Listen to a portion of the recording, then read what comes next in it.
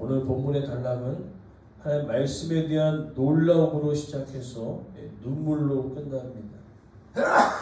그래서 크게 앞에 129절부터 135절까지는요 하나님 말씀에 대한 이 감탄의 내용이 주를 이루고, 마지막 136절에 시인의 눈물로 끝나게 되어집니다. 과연 이 눈물은 어떠한 눈물인지 오늘 말씀을 통하여서 그 말씀에 대한 위대함과 그에 따른 그 눈물이 어떠한 눈물이 되어지는지 말씀을 통해 함께 살펴보고자 합니다. 먼저는 첫 번째로 129절에 보니까요 하나님 말씀의 놀라운 그 반응은 바로 순종합니다 라고 이야기합니다. 주의 증거들이 놀라우고 내 영혼이 이를 지킵니다. 하나님의 말씀의 놀라움을 경험한 사람, 하나님의 말씀의 맛을 한 번이라도 경험했던 그 사람들은 하나님의 말씀에 순종할 수 있다라고 고백합니다. 특별히 놀랍다라는 그 의미는 특별하고 탁월하다라는 말씀을 이야기한다는 거죠. 즉 세상에 내놓아도 하나님의 말씀과 대체할 수 있는 것이 없다라고 고백하고 있는 것이죠. 왜 그렇습니까? 하나님의 말씀은요 생명의 말씀이고 능력의 말씀이기 때문에 어떠한 말보다 더 뛰어날 뿐만 아니라 탁월한 것을 우리는 알 수 있는 것이죠.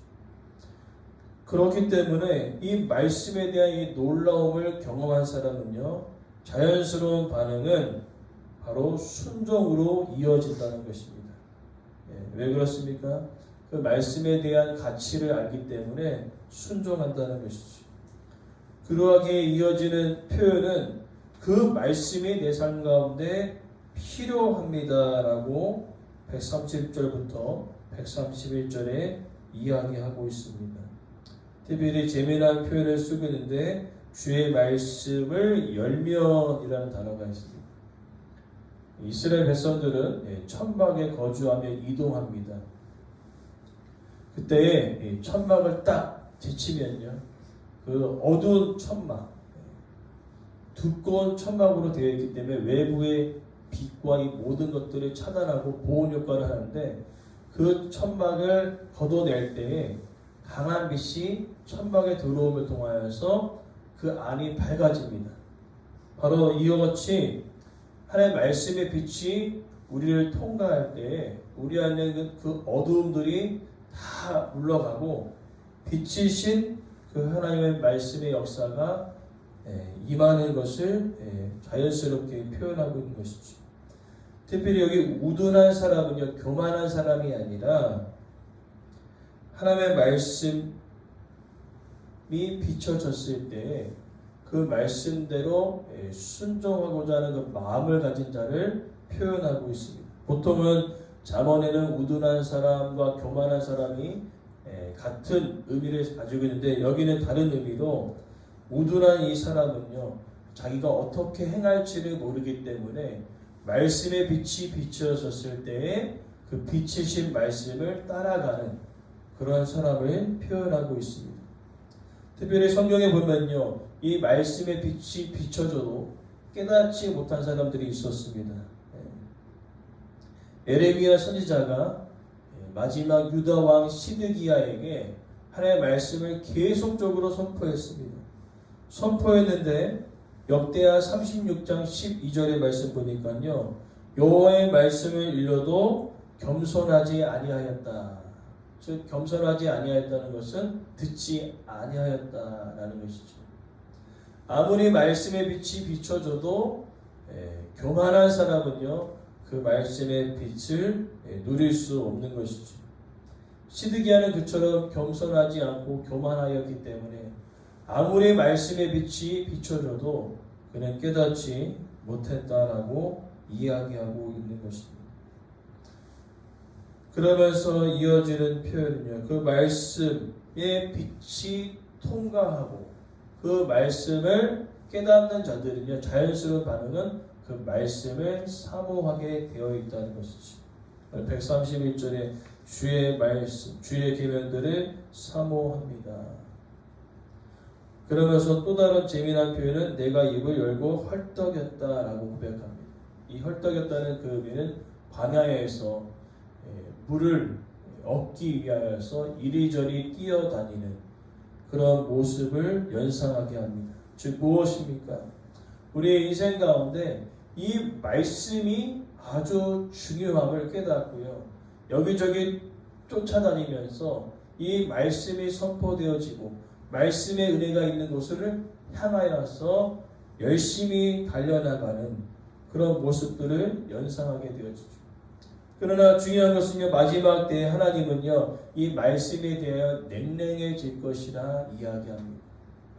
말씀의 은혜를 위한 곳에 막 열심히 쫓아다니는 것이 아니라 세상의 것을 더 얻기 위해 쫓아다니는 그런 마지막 때가 될 것이라고 이야기하고 있는 것이죠. 그러하기 때문에 사단은요, 우리가 그 말씀의 길을 이탈하도록 여기저기 떡과 물을 던진다는 거죠. 야, 여기 좋은 게 있어. 그러면서 말씀의 길로 이탈하게 만든다는 것입니다. 그래서 무엇을 향하여 달려갑니까? 떡과 고기와 물을 향하여 달려가게끔 만든다는 거죠. 진짜 우리가 살아야 할 그 말씀을 따라가지 못하게. 오늘 우리가 소망하는 것은 떡과 물과 고기가 필요합니다. 그러나 말씀을 따라갈 때에 거꾸로 역으로 떡과 물과 고기가 따라오는 그런 놀라운 은혜를 우리 가운데 허락하여 주실 줄 믿습니다.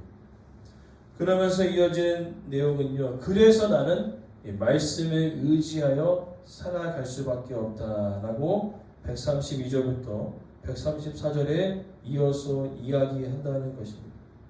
주의 이름을 사랑하는 자들에게 은혜를 베푸십시오. 즉 말씀을 향하여 가는 그들을 향하여 하나님께서 은혜를 베풀어 주시고요. 특별히 오늘 본문 132절에 베푸시던 대로라는 표현이 있습니다. 이것은 뭐냐면 습관이라는 단어를 쓰고 있습니다. 무슨 습관입니까? 하나님은요, 언제나 자신을 찾는 자들에게 은혜를 베푸시는 분임을 강조하고 있는 표현입니다. 베푸시던 대로, 늘 하시던 대로, 하나님을 찾는 자들에게 은혜를 베푸시는 대로 찾는 모든 자들에게 은혜를 부어주실 줄 믿고 강구하고 있는 것입니다. 그래서 133절에는 나의 발걸음이 늘 주의 말씀을 향하여 간다라고 이야기하고 있습니다. 그러면서 한 번 더 기도하는 것은 어떠한 제약도 나를 주관하지 못하게 하소서.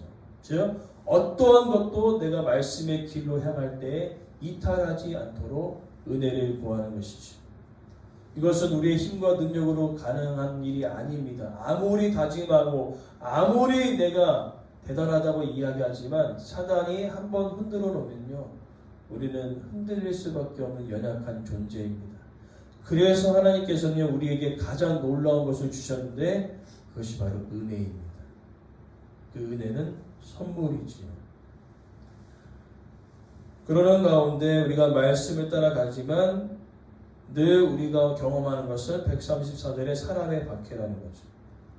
이 사람의 박해는요, 두 가지를 다 가리킵니다. 두 가지. 외부로부터 오는 그 박해와 우리 내면에서부터 일어나는 그런 박해들이 있다는 거죠. 내면에 도대체 무슨 박해가 있습니까? 내면에 뭐가 있습니까? 우리의 옛 자아들이 있지 않습니까? 옛 사람, 탐심, 욕망, 교만함, 그런 것들로부터 우리는 싸워야 된다는 거죠. 그러니까 외부의 적에 의해서 무너지기보다는요, 대부분요, 내부, 내 안에 있는 적들로 인하여 무너질 때가 너무나 많다는 것이지. 그래서요, 가인이 고백하지 않습니까? 창세기 4장 7절에 하나님, 제 악이 내 앞에 지금 늘 머무르고 있습니다. 언제 나를 침범에 들어올지 모르겠습니다. 하나님 그 죄악으로부터 나를 건져 주십시오 라고 기도했던 것처럼 우리는요 외부의 적도 있지만 내부의 적을 우리는 조심해야 된다는 겁니다. 대부분요 이 내부의 적을 생각하지 못합니다. 왜 그렇습니까? 외부의 적은 눈에 보입니다. 그러나 내부의 적은요 보이지 않기 때문에 더 무너지기 십상이라는 것이죠. 그래서 바로 시인은 기도하고 있는 것입니다. 하나님, 바깥의 외부의 적도 내가 이겨내기 힘든데 내면의 적은 더 힘듭니다. 그러니 내 안에 은혜를 허락하여 주십시오 라고 기도하고 있는 것입니다. 그러면서 이제 중요한 것은 또 다른 표현이 아니라 반복되어지는 표현이 있습니다. 아까 제가 말씀드린 대로 이 장막을 딱 열어 제칠 때에 빛이 비추인 것처럼 130절 말씀을 135절에 반복하고 있는 것이죠. 하나님, 이 내면의 적을 내가 이길 수 없사오니 주의 얼굴의 빛을 비춰주셔서 내 안에 있는 그 모든 것들을 발견할 수 있도록 내가 이렇게 욕망과 교만함과 욕심을 가지고 살아가는 존재였구나 라는 것을 주의 얼굴의 빛을 비춰줌을 통하여 깨닫게 해달라고 간절히 간구하고 있는 것을 볼 수 있습니다. 그리고 오늘 시편의 결론이 바로 136절입니다. 나는 이렇게 은혜를 간구하고 있었는데요. 옆을 딱 돌아보니까 주의 법을 지키지 않은 자들이 너무나 많이 보였다는 거예요. 열심히 나는 그 얼굴의 빛을 비춰주십시오 라고 이야기하면서 믿음으로 살아가며 말씀의 은혜를 간구하며 살아갔는데 이제는 어떻습니까? 옆을 보니까요 그렇지 못한 자들이 너무나 많았어요. 그래서 시인은 눈물이 시냇물같이 흐르나이다. 펑펑 울었습니다. 주의 법을 지키지 않는 주변의 사람들을 향하여 눈물을 흘렸다는 겁니다. 이게 되게 표현이 아주 시냇물처럼 흐르다고 표현하고 있는데 이 표현이 쉽지 않은 표현입니다. 왜 그렇습니까? 우리는요 하나님의 말씀을 따라가지 못하는 사람들을 향하여 비난하고 정죄하는 것은 되게 쉽습니다. 와, 너 이렇게 가면 안 돼, 저렇게 가면 안 돼 하면서 우리가 주일에 제가 설교한 대로 손가락에 비난하고 정죄하는 일은요 되게 잘해요 우리가. 그러나 그들을 향하여 눈물 흘리기가 쉽지 않았다는 거죠. 오늘 시인의 고백은 뭐냐면은 많은 사람들이 있었다는 거죠. 주의 말씀의 은혜를 받으면서 살아가는 사람들이 있었는데 대부분의 많은 사람들은 바리새인과 서기관들처럼 그 죄를 지적한다는 겁니다. 지적하면서 내가 더 의롭다고 교만해지는 사람들이 너무나 많았다는 겁니다. 그러나 하나님께서 원하시는 마음은요 정죄와 비난의 화살이 아니라 그들을 향하여 얼마나 눈물 흘려 기도하고 있느냐, 그것을 하나님께서 원하신다는 거죠. 마치 모세가 이스라엘 백성들을 향하여 눈물을 흘렸던 것처럼, 에레미야가 예루살렘의 그 멸망을 보고 눈물을 흘렸던 것처럼 그 눈물이 우리 가운데 있는 것. 그러나 최종적으로 더 강력한 눈물은요 예수 그리스도의 눈물이었습니다. 예수님께서 이제 이스라엘 백성들이 막 환호성을 지렀을 때 그들을 향하여 예수님께서 말씀하십니다. 마태복음 23장 37절 말씀에 환호할 필요 없어. 너희들을 위해 눈물을 흘려라. 이제 결국에 마지막 때에 심판의 날이 가까이 왔다는 거죠. 예수님께서 흘려셨던 그 눈물은요 거룩한 눈물이었습니다. 오늘 말씀의 제목이 무엇이었습니까? 말씀에 불순종하는 자들을 향하여 거룩한 눈물을 흘릴 수 있는가? 특별히 예수님께서 산상수훈에 이렇게 말씀하셨죠. 애통하는 자는 복이 있나니 저희가 위로를 받을 것입니다. 우리가 말씀을 따라 살아갈 때에 그렇게 하지 못하는 자들을 향하여 우리는 비난과 정죄의 화살을 쏠 것인가? 아니면 그들을 향하여 거룩한 눈물을 흘려 기도할 것인가? 오늘 하나님께서 선택하라 이야기하고 계십니다.